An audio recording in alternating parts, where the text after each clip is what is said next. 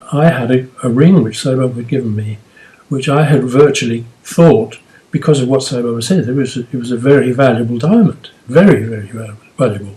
Some people had got it assayed, had got their valued similar green diamond rings assayed, and found out they were $5 or $6 million. A load of rubbish. They weren't. They could never have been, even if they had been genuine diamonds. But they were synthetic sapphires. Some 2 years later, I got it assayed by a top expert, Queen Margarita's jeweller in Copenhagen. And he opened it up and he said, no, this is a synthetic diamond. Worth about $10 in India at the time, that stone. It was in a gold setting, which was worth something. Christmas Eve 1986, Sai Baba gave me a green stone and gold ring. I later realised his so-called materialisation was sleight of hand.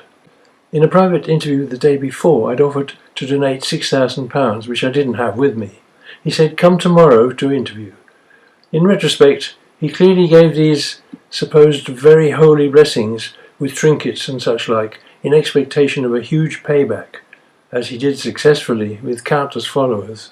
I finally lost faith. Began to investigate the sex abuses, and it took me a long time. After you lost faith, what were the relationships with other devotees like? Your close friends and even Narasimha, the people of the organization?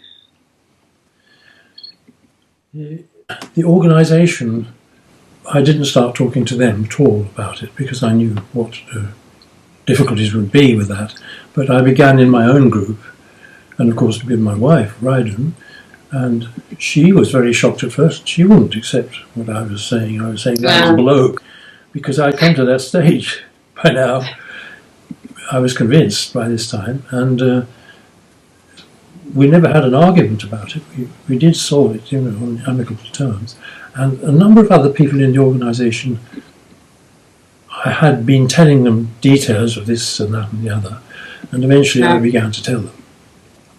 And one way and another, about half of the people in the group were in agreement with me, became in agreement with me. And they joined, some of them joined in the work as well. And a good number of others wouldn't and couldn't, because they were totally involved, emotionally attached. And all their social relations circulated only about this, and there would be just a vacuum afterwards, And what could one do? We couldn't keep it going just so they wouldn't have a vacuum. Well, that was that.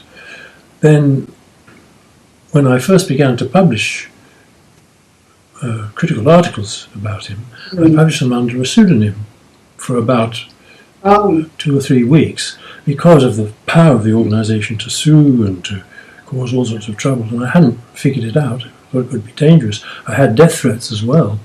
When it came out, eventually I've had several death threats. And so it took me a while to realise that, no, I've got to use my own name and come out. And I thought, it's the one thing I've tried in my life, keep a low profile, avoid a high profile, because I don't like the idea of being a public figure. I never did.